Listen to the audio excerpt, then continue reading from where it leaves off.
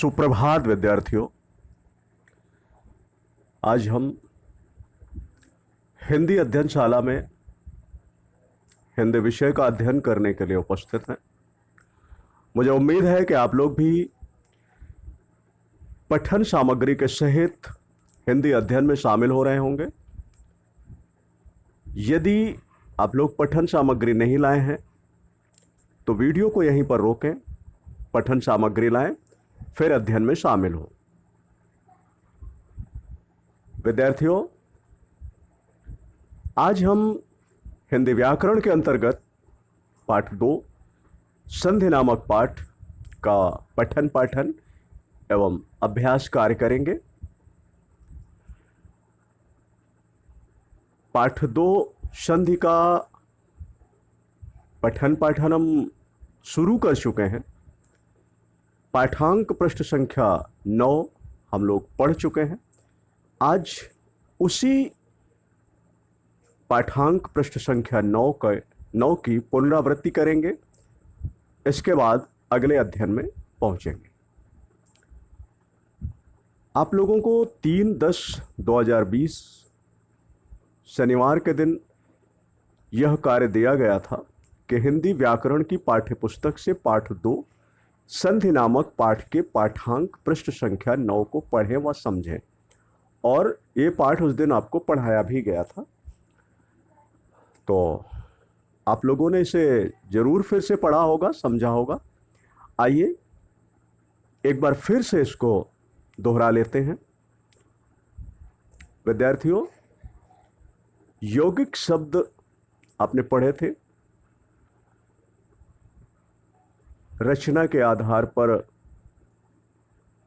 शब्द के जो प्रकार होते हैं उसमें रूढ़ शब्द, यौगिक शब्द, योग रूढ़ शब्द।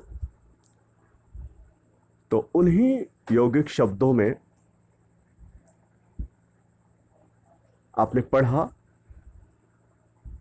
कि हिंदी में यौगिक शब्दों की रचना 4 प्रकार से होती है। जो यौगिक शब्द होते हैं उनकी रचना 4 प्रकार से होती है। ये यौगिक शब्द आपको स्मरण होगा, आप लोग पिछली कक्षा में पढ़ चुके हैं। ये यौगिक शब्द, इनकी रचना 4 प्रकार से होती है। पहला उपसर्ग द्वारा, दूसरा प्रत्यय द्वारा, तीसरा संधि द्वारा और चौथा समास द्वारा। तो आज हम यौगिक शब्दों को ही पढ़ रहे हैं क्योंकि हमारे पाठ का नाम संधि है।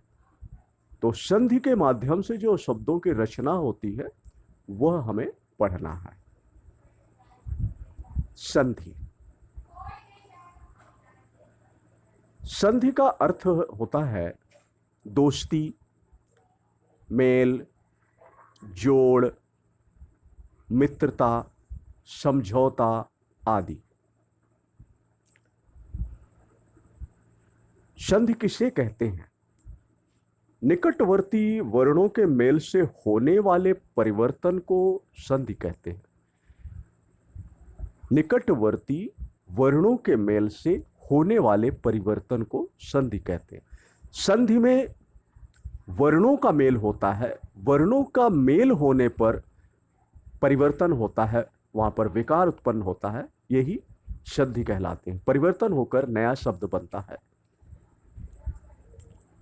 जैसे विद्या, धन, आलय मिलकर बना विद्यालय। यहां पर विद्या और आलय, तो प्रथम शब्द विद्या है, दूसरा शब्द आलय है। प्रथम शब्द का अंतिम वर्ण आ और द्वितीय शब्द का प्रथम वर्ण आ, ये दोनों वर्ण मिल करके बने विद्यालय।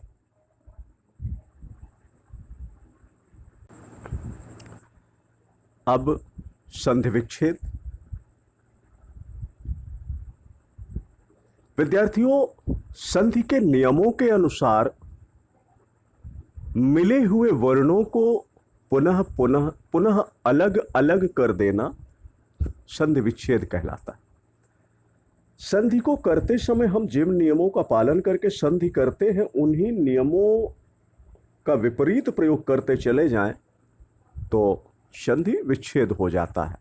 संधि विच्छेद मतलब शब्दों को अलग अलग करना। जिन नियमों के अंतर्गत शब्दों में विकार उत्पन्न हुआ है, उन्हीं नियमों का विपरीत प्रयोग करके शब्दों को अलग अलग करना, यह संधि विच्छेद कहलाता है।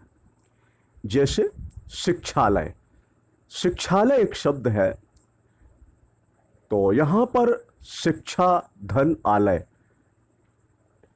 जब संधि की गई होगी तो शिक्षा और आलय को का मेल कराया गया होगा, तो उस मेल से शब्द बना था शिक्षालय। अभी जब शिक्षालय का संधि विच्छेद करना है तो शब्द बनेगा शिक्षा धन आलय। संधि विच्छेद होगा शिक्षा धन आलय। संधि का महत्व। विद्यार्थियों, हम लोगों ने संधि का महत्व भी पढ़ा था। संधि पढ़ने का क्या महत्व होता है? तो संधि पढ़ने से महत्व जो होता है वो ये है कि संधि करने एवं संधि विच्छेद की क्रिया का ज्ञान होने पर हम क्या करते हैं? शब्दों की संधि करते हैं। वर्णों के बीच में विकार उत्पन्न करके संधि होती है, और जिन नियमों का प्रयोग करके हम संधि करते हैं उन्हीं का विपरीत प्रयोग करके हम संधि विच्छेद करते हैं। तो जब हमको संधि करने और संधि विच्छेद करने दोनों की क्रिया का ज्ञान हो जाता है, तो फिर हमारे सामने कितना भी बड़ा या जटिल शब्द क्यों ना आ जाए, हम उसके अर्थ को आसानी से समझ लेंगे। तो संधि करने का संधि का महत्व यह है कि संधि करने एवं संधि विच्छेद की क्रिया का ज्ञान होने पर बड़े व जटिल शब्दों के अर्थ समझने में सहायता मिलती है। अब संधि के भेद। हम लोगों ने संधि के भेद भी पढ़े थे। संधि 3 प्रकार की होती है। पहला स्वर संधि, दूसरा व्यंजन संधि और तीसरा विसर्ग संधि।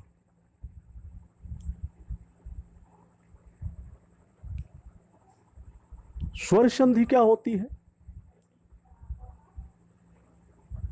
स्वर संधि जब परस्पर यानी आपस में जब परस्पर मिलने वाले दो शब्दों में से पहले शब्द का अंतिम वर्ण तथा दूसरे शब्द का प्रथम वर्ण स्वर हो तो उनके बीच होने वाला मेल स्वर संधि कहलाता है।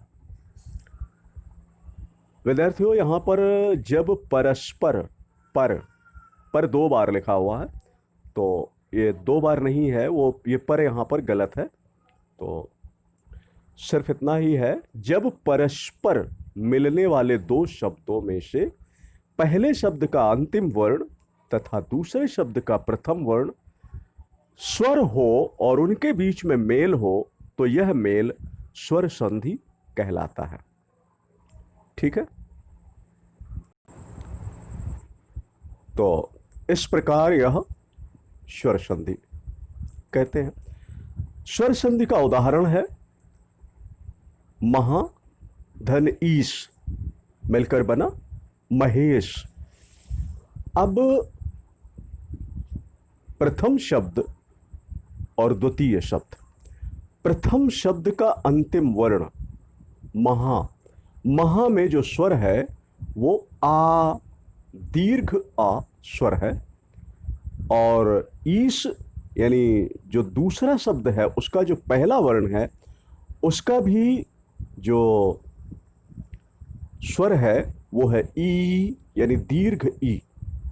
तो इस प्रकार से यहां पर ये जो दोनों वर्णों का जो मेल हो रहा है, जो 2 वर्ण मिल रहे हैं, वह दोनों वर्ण क्या है? स्वर हैं।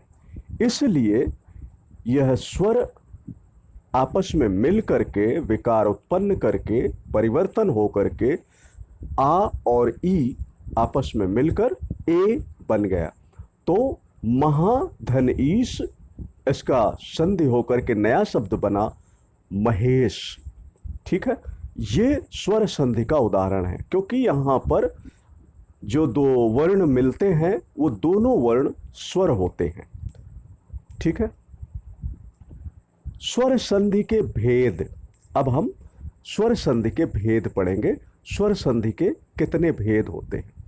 विद्यार्थियों, स्वर संधि के 5 उपभेद होते हैं। पहला दीर्घ संधि, दूसरा गुण संधि, तीसरा वृद्धि संधि, चौथा यण संधि और पांचवा अयादि संधि। ये स्वर संधि के 5 उपभेद हैं।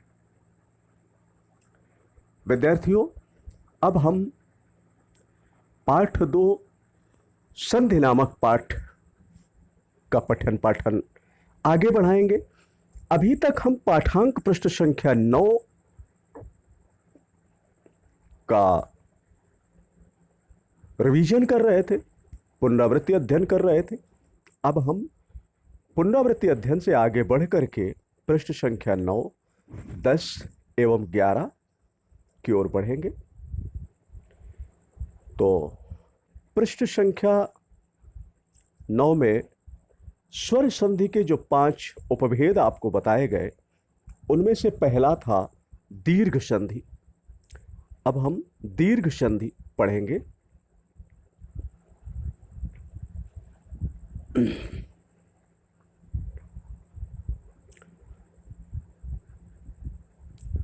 विद्यार्थियों,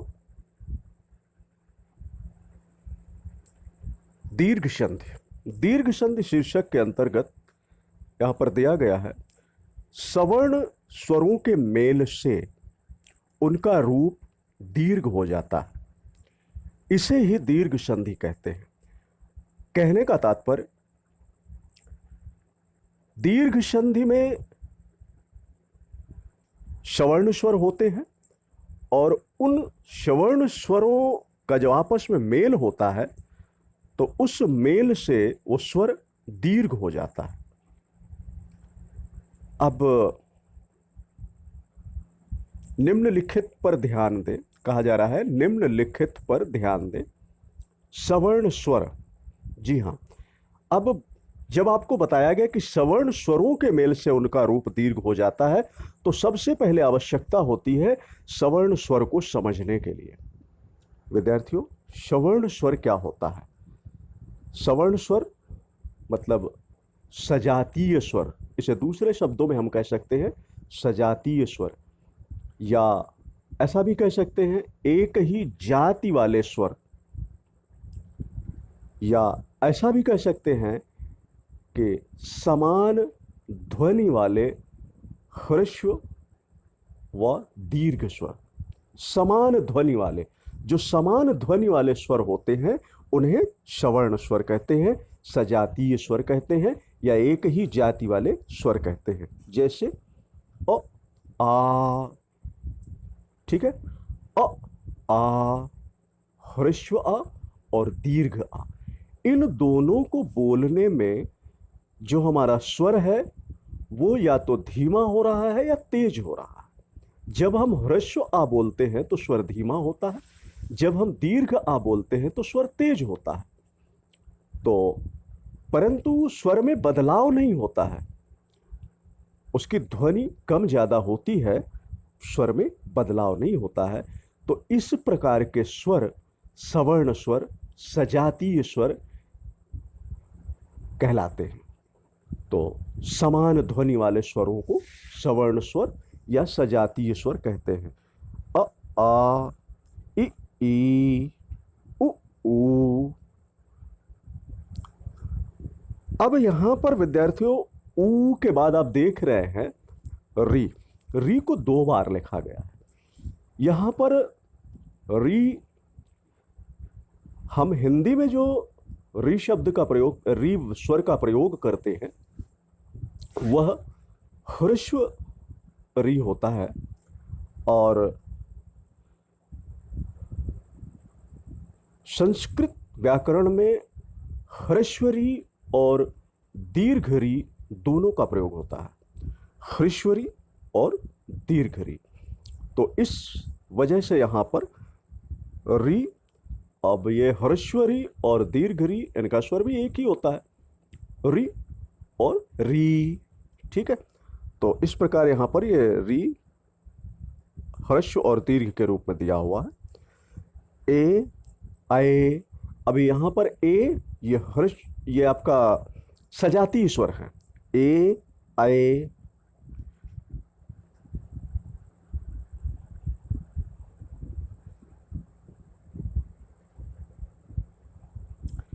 ओ, आओ, ये एक ही प्रकार के ह्रस्व या दीर्घ स्वर हैं। और ये एक ही प्रकार के जो ह्रस्व या दीर्घ स्वर होते हैं या समान ध्वनि वाले ह्रस्व या दीर्घ स्वर होते हैं, वो सजातीय स्वर या सवर्ण स्वर होते हैं। अब असवर्ण स्वर, असवर्ण स्वर क्या होता है? जिनकी ध्वनि समान नहीं होती है। अब जैसे कहा गया अ, और फिर कहा गया ऊ, अ, ऊ, तो दोनों वर्णों की ध्वनि में समानता नहीं है। जबकि पहले जब आपको सवर्ण स्वर बताए गए तो वहां पर स्वर होता था अ, आ, तो यहां पर स्वर में समानता है, परंतु अ, ऊ, इसमें कोई समानता नहीं है। आ, ई, तो समानता नहीं है। इ, ओ, अर्थात अलग अलग ध्वनि वाले या असमान ध्वनि वाले जो स्वर समूह होते हैं उन्हें अवर्ण स्वर या विजातीय स्वर या अलग जाति का स्वर कहते हैं। ठीक है विद्यार्थियों, आप लोगों ने स्वर, हिंदी में स्वर पढ़ा होगा। हिंदी में 11 स्वर होते हैं और वो स्वर दो प्रकार के होते हैं। एक होता है ह्रस्व स्वर और दूसरा होता है दीर्घ स्वर। तो ह्रस्व स्वरों की संख्या है 4 और दीर्घ स्वरों की संख्या है 7। तो ह्रस्व स्वर हैं अ, इ, उ, रि, ये ह्रस्व स्वर हैं। ह्रस्व स्वरों के ध्वनि उच्चारण में कम समय लगता है।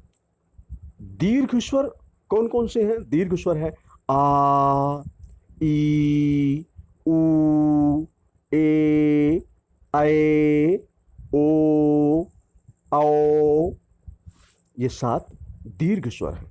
इन स्वरों के ध्वनि उच्चारण में समय अपेक्षाकृत अधिक लगा। तो दीर्घ स्वरों के ध्वनि उच्चारण में समय अधिक लगता है, ह्रस्व स्वरों की ध्वनि उच्चारण में समय कम लगता है। यहां पर कुछ विशेष बात बताई जा रही है, इस पर ध्यान दें। कहा जा रहा है ह्रस्व धन ह्रस्व स्वर बराबर दीर्घ स्वर। कहने का मतलब दीर्घ संधि में ह्रस्व स्वर और ह्रस्व स्वर का मेल होता है तो दीर्घ स्वर बनता है, पहली स्थिति। दूसरी स्थिति ह्रस्व और दीर्घ स्वर, यदि ह्रस्व स्वर और दीर्घ स्वर मिले तो भी दीर्घ स्वर बनता है। अगली स्थिति दीर्घ स्वर और ह्रस्व स्वर मिले तो भी दीर्घ स्वर मिलता है। और यदि दीर्घ स्वर और दीर्घ स्वर का मेल होता है तो भी दीर्घ स्वर बनता है। यह ध्यान रखिए। इस प्रकार से स्वरों के मेल से दीर्घ स्वर बनता है। एक ही स्वर के दो रूप ह्रस्व या दीर्घ परस्पर एक दूसरे के बाद आए तो दीर्घ रूप हो जाता है। इसे दीर्घ संधि कहते हैं। यानी दीर्घ संधि में क्या होता है कि एक ही स्वर है और उसके दो रूप यानी ह्रस्व या दीर्घ परस्पर एक दूसरे के बाद आए तो दीर्घ रूप हो जाता है। और यही दीर्घ संधि कहलाता है। उदाहरण अब देखिए, यहां पर उदाहरण में आपको ह्रस्व और दीर्घ स्वर किस प्रकार से मिलते हैं और संधि होती है। तो यहां पर दिया हुआ है अ धन अ, यानी ह्रस्व आ और ह्रस्व आ मिलकर बना आ, यानी दीर्घ आ बना। ह्रस्व आ और ह्रस्व आ मिलकर दीर्घ आ बना। तो अब ह्रस्व आ और ह्रस्व आ मिलकर के दीर्घ आ बनता है, तो उसका उदाहरण कैसे? वो शब्द है परम धन अर्थ बराबर परमार्थ। परम धन अर्थ, इसका नया शब्द बना परमार्थ। परम पहला शब्द, अर्थ दूसरा शब्द। तो परम शब्द का अंतिम वर्ण मां, जिसकी ध्वनि अ है। इसी प्रकार अर्थ शब्द का प्रथम वर्ण अ, जिसकी ध्वनि अ है। तो दोनों हर्ष आ है और ये मिल करके बन गए परमार्थ। परमार्थ। मां दीर्घ हो गया, तो यहां पर जो मां का स्वर था वो दीर्घ स्वर हो गया, बड़ा आ हो गया। बड़ा आ कहना गलत होगा। व्याकरण की दृष्टि से ह्रस्व या दीर्घ शब्दों का प्रयोग करना चाहिए। कल्प धन अंत, यहां पर कल्प शब्द का जो अंतिम वर्ण है अ और अंत शब्द का जो पहला वर्ण है अ, ये दोनों मिलकर दीर्घ वर्ण बने आ और शब्द हो गया कल्पांत। कल्पांत। ठीक, तो ये ह्रस्व और ह्रस्व स्वर मिलने पर दीर्घ स्वर बना। अगले क्रम में ह्रस्व और दीर्घ के मेल से दीर्घ स्वर बना है कुश धन आसन, कुशासन। यहां पर प्रथम शब्द का जो अंतिम वर्ण है वहां ह्रस्व स्वर है और द्वितीय शब्द का जो प्रथम वर्ण है वहां पर दीर्घ स्वर है। ये ह्रस्व और दीर्घ स्वर मिलकर दीर्घ बन गए। अगला शब्द है देव धन आलय। यहां पर ह्रस्व स्वर और दीर्घ स्वर दोनों का प्रयोग, ह्रस्व और दीर्घ दोनों का मेल हुआ तो दीर्घ स्वर बना। अगला है आ धन अ, मिलकर बना आ, यानी दीर्घ आ और ह्रस्व आ मिलकर बना दीर्घ आ। तो जैसे विद्या धन अर्थी, विद्या में प्रथम शब्द का जो अंतिम वर्ण है वो है आ और द्वितीय शब्द का जो प्रथम वर्ण है वह है अ। तो कहने का मतलब दीर्घ आ और ह्रस्व आ मिलकर बन गया दीर्घ आ, विद्यार्थी। कदा धन आपी, इससे मिलकर बना कदापि। यहां पर दोनों जगह दीर्घ स्वर है और ये दोनों दीर्घ स्वर मिलकर के दीर्घ स्वर बना। अगला है महाधन आशय। यहां भी देखिए दोनों जगह दीर्घ स्वर है, दीर्घ आ दोनों जगह है। प्रथम शब्द के अंतिम वर्ण में दीर्घ आ है और द्वितीय शब्द के प्रथम वर्ण में भी दीर्घ आ है। वार्तालाप, इसी प्रकार वार्तालाप में भी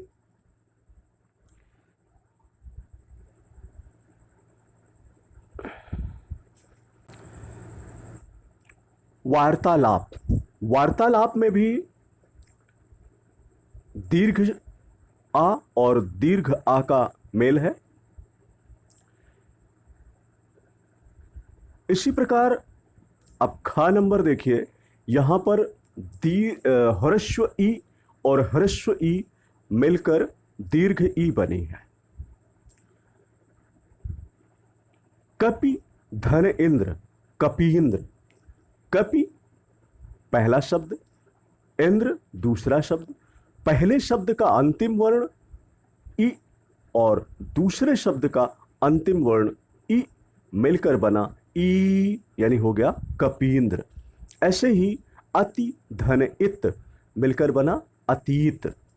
इसी प्रकार हरि धन ईश, यहां पर हरि धन ईश तो प्रथम वर्ण ह्रस्व ई है और जो द्वितीय वर्ण है वो दीर्घ ई है, मिलकर के बना दीर्घ ई बना और हरि धन ईश हो गया हरीश। ऐसे ही परिधन ईक्षण, तो परि प्रथम शब्द, ईक्षण द्वितीय शब्द, प्रथम शब्द का अंतिम वर्ण ई और द्वितीय शब्द का प्रथम वर्ण ई, तो मिलकर बना परीक्षण।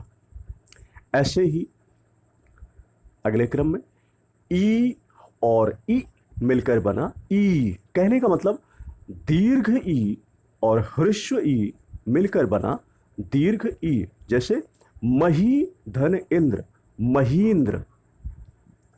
इस प्रकार दूसरा है महती धन इच्छा, तो यह हो गया महती इच्छा। अब दीर्घ ई और दीर्घ ई मिलकर बना दीर्घ ई। नदी धन ईश यानी नदीश, नदी धन ईश। यहां पर नदी शब्द का अंतिम वर्ण दीर्घ ई है और ईश शब्द का प्रथम वर्ण दीर्घ ई है, यह मिलकर बना दीर्घ ई। नारी धन ईश्वर, नारी धन ईश्वर, नारीश्वर। यहां पर भी दीर्घ ई और दीर्घ ई का मेल है, तो विकार में दीर्घ ई ही आया। अगला है उ धन उ मिलकर बना ऊ। कहने का मतलब ह्रस्व उ और ह्रस्व उ का मेल हुआ तो बना दीर्घ उ।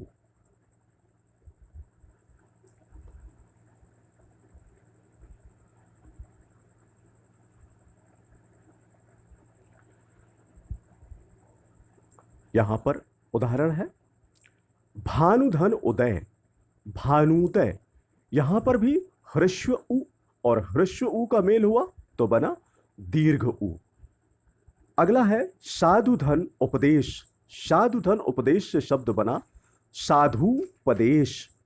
यहां पर ह्रस्व उ और दीर्घ उ मिलकर बना दीर्घ उ। लघु, अच्छा, साधुधन उपदेश में ह्रस्व उ और ह्रस्व उ का मेल हुआ तो बना साधुपदेश। अब ह्रस्व उ और दीर्घ उ जो मिलकर बनेगा दीर्घ उ, उसका उदाहरण देखेंगे। लघु धन ऊर में, लघूर में। यहां पर प्रथम वर्ण उ और द्वितीय वर्ण उ, प्रथम शब्द का अंतिम वर्ण उ और द्वितीय शब्द का प्रथम वर्ण उ, यानी ह्रस्व उ और दीर्घ उ मिलकर बना उ, तो शब्द हुआ लघूर में। इसी प्रकार सिंधु धन ऊर में, यह मिलकर बना सिंधूर में।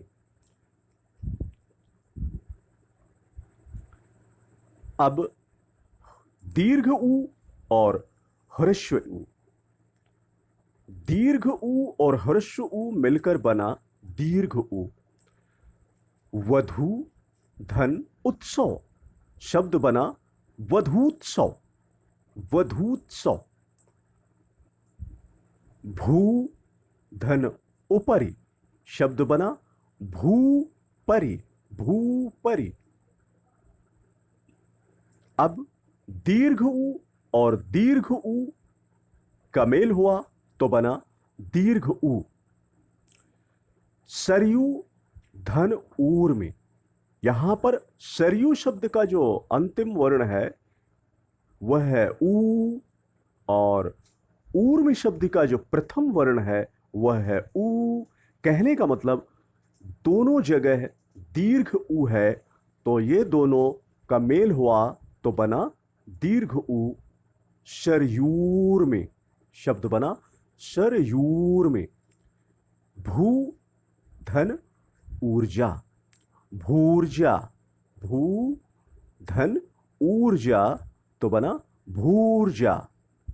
ऐसे ही रि और रि का मेल होकर बना दीर्घ रि, यानी ह्रस्वरी और दीर्घ रि जब मिलता है तो बनता है, सॉरी, ह्रस्वरी और ह्रस्वरी इनका जब मेल होता है तो बनता है दीर्घ रि। अब यहां दिया है मातृ धन ऋणम, मातृ धन ऋणम, तो ये हो जाएगा मातृ ऋणम, मातृ ऋणम। विद्यार्थियों, बड़ी री का चिन्ह इस प्रकार नहीं होता है जैसा यहाँ पर दिया हुआ है। बड़ी री के चिन्ह में एक बार जैसे मात्र को एक आप कह सकते हैं हाफ सर्कल की तरह इसके री की मात्रा बनी हुई है, तो यह मात्रा एक बार और लगती है। तो इस प्रकार से ये एक मतलब इसी मात्रा के नीचे ऐसे ही एक बार और मात्रा लगती है, तो वो बड़ी री की मात्रा होती है। तो यहाँ पर अभी टाइप में समस्या होती है।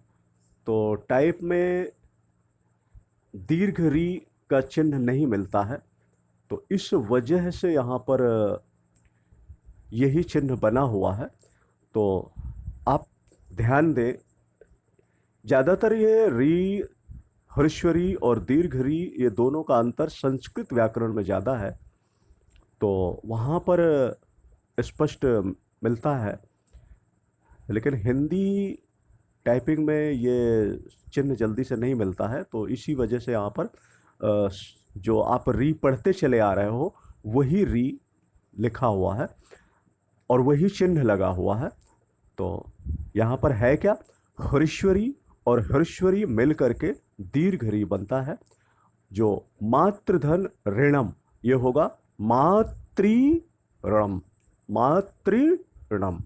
ओके, तो इस प्रकार से ये दीर्घ संधि थी। विद्यार्थियों, आप आज हम लोग दीर्घ संधि तक ही पढ़ेंगे। अभी आप लोग दीर्घ संधि को फिर से एक बार नहीं, दो बार नहीं, तीन बार नहीं, 4 बार 5 बार पढ़िए। और इस पे एक बात ध्यान दीजिए, स्वर ह्रस्व और ह्रस्व स्वर मिले तो भी वो दीर्घ होता है, दीर्घ और दीर्घ स्वर मिले तो भी वो दीर्घ होता है, ह्रस्व और दीर्घ मिले तो दीर्घ होता है, दीर्घ और ह्रस्व मिले तो दीर्घ होता है। यानी कहीं से भी स्वर का मेल हो रहा है तो वो दीर्घ स्वर बनता है, चाहे ह्रस्व में ह्रस्व ह्रस्व मिले, चाहे दीर्घ दीर्घ मिले, चाहे ह्रस्व दीर्घ मिले, चाहे दीर्घ ह्रस्व मिले। ठीक है, तो दीर्घ संधि में इस बात का विशेष ध्यान दीजिए। और मैं बार बार यही कहना चाहूंगा कि आप लोग जरूर दीर्घ संधि को कई बार पढ़ें। संधियों का जो भी शीर्षक आपको प्रतिदिन पढ़ाया जाएगा उसे अपनी हिंदी व्याकरण की पाठ्य पुस्तक से कई बार जरूर पढ़ें, क्योंकि एक बार पढ़ने के बाद समझ में आता है तो ठीक है, लेकिन उसे हम यदि बार बार रिवाइज नहीं करते हैं, बार बार दोहराते नहीं हैं, तो ये संधियां भूलती भी बहुत जल्दी हैं। ठीक है, आज का कार्य आपको क्या करना है, यहां पर कुछ प्रश्न दिए गए हैं 1 से 7 नंबर तक। इन सभी प्रश्नों के उत्तर, प्रश्न और उत्तर दोनों ही आपको हिंदी व्याकरण की नोटबुक में लिखना है। विद्यार्थियों, हिंदी व्याकरण की पाठ्यपुस्तक और वीडियो को देखने के बाद आपको इन प्रश्नों के उत्तर कठिन नहीं लगेंगे, आसानी से आप इन प्रश्नों के उत्तर लिख सकते हैं। तो हिंदी व्याकरण की नोटबुक में ये पाठ 2 के लिए 1 से 7 तक प्रश्न दिए गए हैं, जिसमें 1 से 6 तक के प्रश्न और उनके उत्तर आपको हिंदी नोटबुक में लिखना है। 7वां प्रश्न है पाठांक प्रश्न संख्या 9, 10 एवं 11 को पढ़ें व समझें। तो यह मौखिक प्रश्न है, इसे लिखना नहीं है परंतु पाठ को पढ़ना है। विद्यार्थियों, इसी के साथ ही आज का अध्ययन क्रम यही समाप्त होता है। धन्यवाद।